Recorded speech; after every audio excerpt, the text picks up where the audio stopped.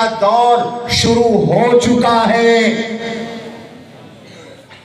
مسجد اقصی کو آزادی نصیب ہوگی، یہودیت کو ذلت مقدر بنے گی، یہودیت کے لیے قتل اور اسارت گرفتاریاں ان کا نصیب بنے گی، اور دین کا غلبہ ہوگا۔ اور جب دین کا غلبہ ہوگا تو لوگوں دین کے علم کا بھی غلبہ ہوگا، دین کے مدرسے کا بھی غلبہ ہوگا۔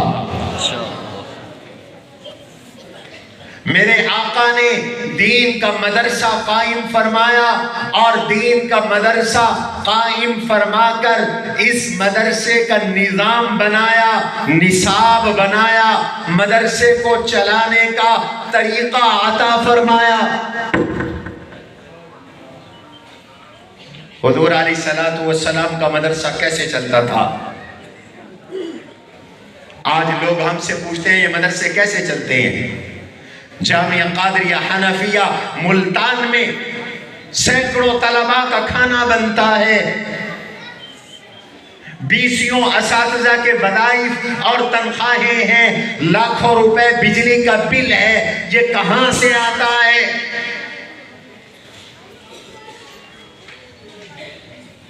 اللہ کے نبی علیہ السلام نے جو نظام قائم فرمایا تھا اسی نظام کے تحت آج بھی مدرسہ چل رہا ہے۔ اور وہ نظام کیسے قائم فرمایا؟ احادیث میں اس کی تفصیل ہے۔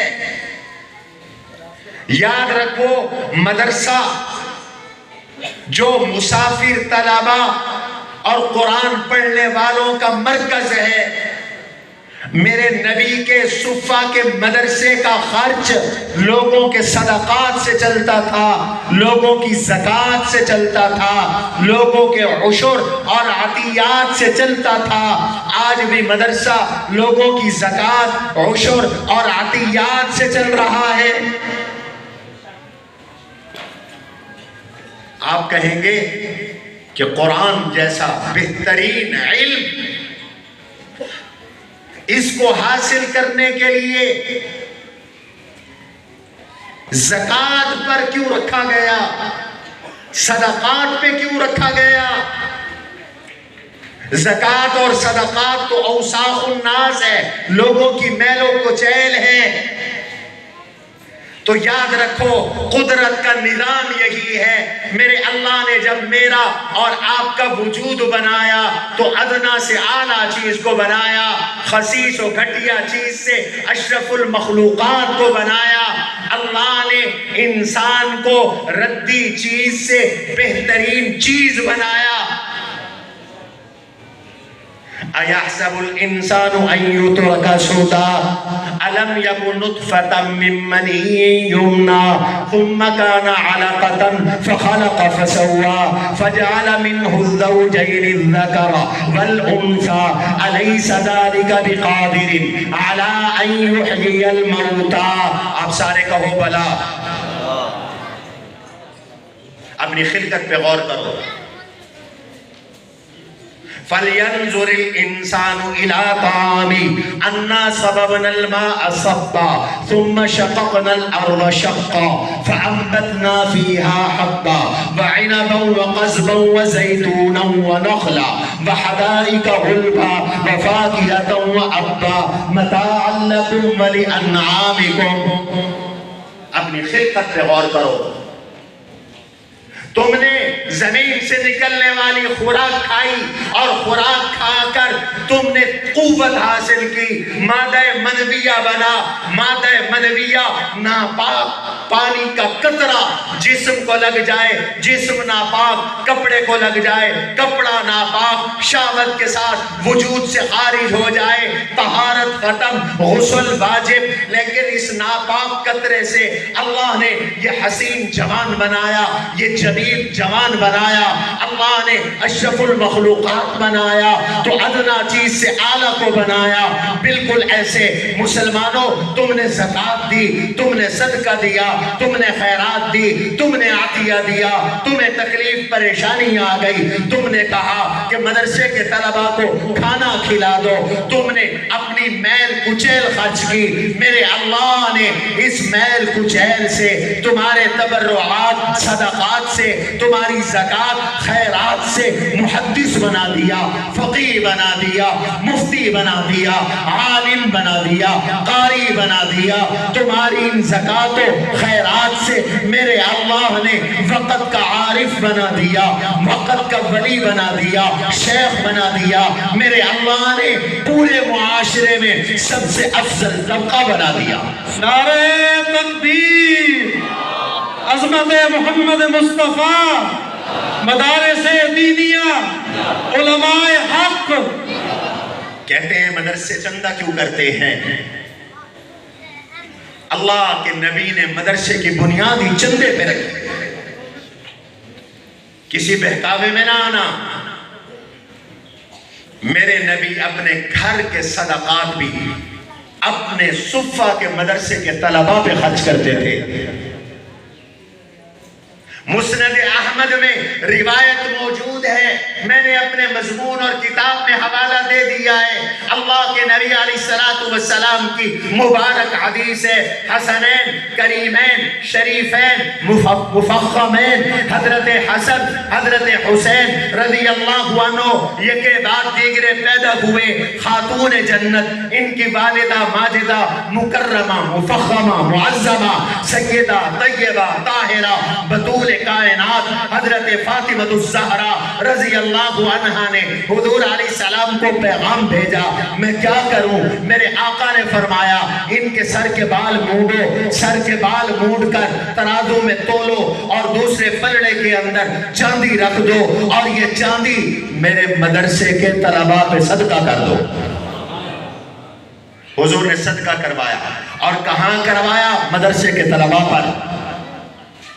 تم بھی صدقے میں، زکوٰۃ میں مدارس کو ترجیح دو، اپنے مرکز کو ترجیح دو، اپنی مادر علمی کو ترجیح دو۔ میں تاریخی بات نہیں، حدیث کے ساتھ استدلال کر رہا ہوں۔ سیدہ طیبہ طاہرہ فاطمہ الزہرا صدقہ دے رہی ہیں، کس کا؟ شہدائے جنت کا صدقہ دے رہے ہیں، جنت کے شہزادوں کا صدقہ دیا جا رہا ہے، علی کے لخت جگر اور نور نظر کا صدقہ دیا جا رہا ہے، اسباط رسول کا، حسن بھی سبط رسول، حسین بھی سبط رسول، لیکن یہ صدقہ دیا جا رہا ہے صفہ کے طلباء کو، مدرسے کے طلباء کو۔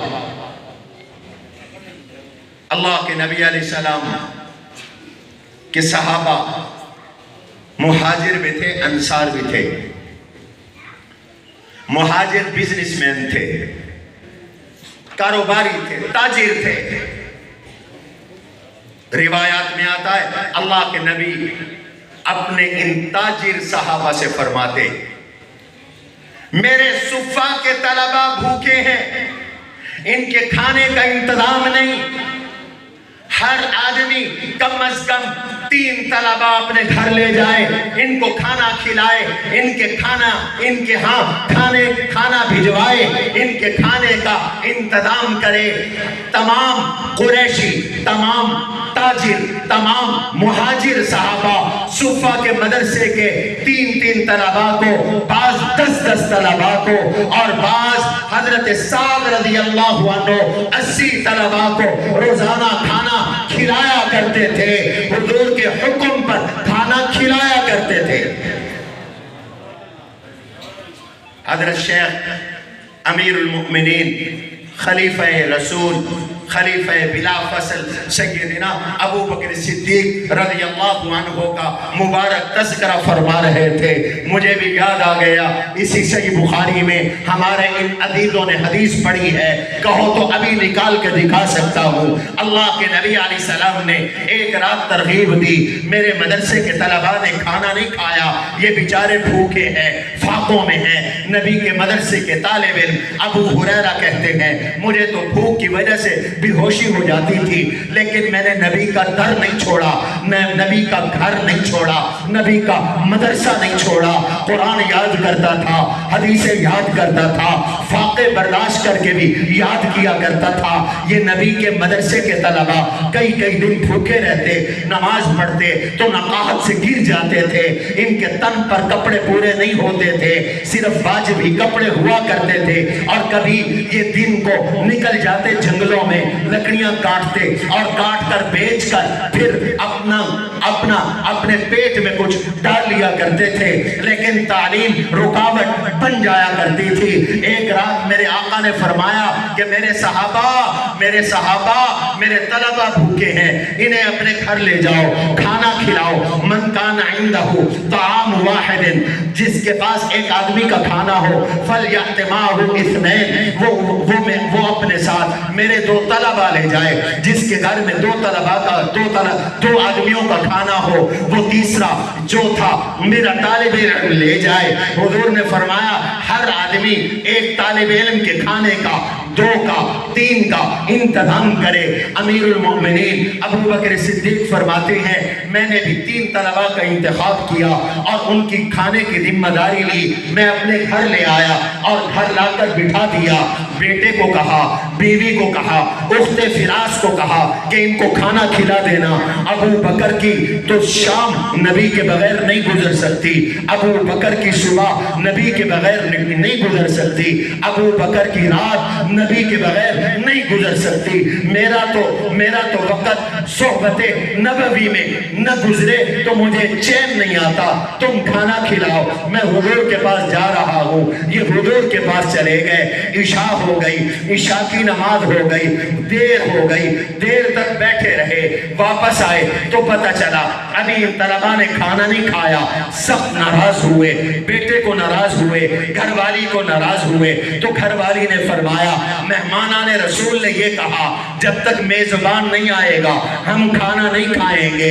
لوگوں یہ مدرسوں کے طلبہ بڑے خوددار ہوتے ہیں، مدرسوں کے طلبہ عزت نفس رکھتے ہیں، ان کی عزت نفس کو مجروح نہ کیا کرو، اس لیے عزت نفس رکھتے ہیں کہ ان کے پہلے طلبہ اصحاب صفہ بھی خوددار تھے۔ انہوں نے کہا کہ جب تک میزبان دسترخوان پہ نہیں بیٹھے گا ہم نہیں کھاتے، اس لیے نہیں کھایا۔ ابو بکر بیٹھ گئے، کھانا کھایا۔ توجہ کرو، صحیح بخاری کی روایت ہے، ایک جگہ نہیں، امام بخاری رحمت اللہ علیہ نے یہ روایت کئی جگہ تخریج کی، کئی جگہ اس کا تذکرہ فرمایا، اس کو روایت فرمایا۔ فرماتے ہیں امام بخاری حدیث نقل کرتے ہوئے کہ جب کھانا کھانا شروع کیا تو طلباء کے کھانا کھلانے کی برکت سے کھانا پہلے سے بڑھ گیا۔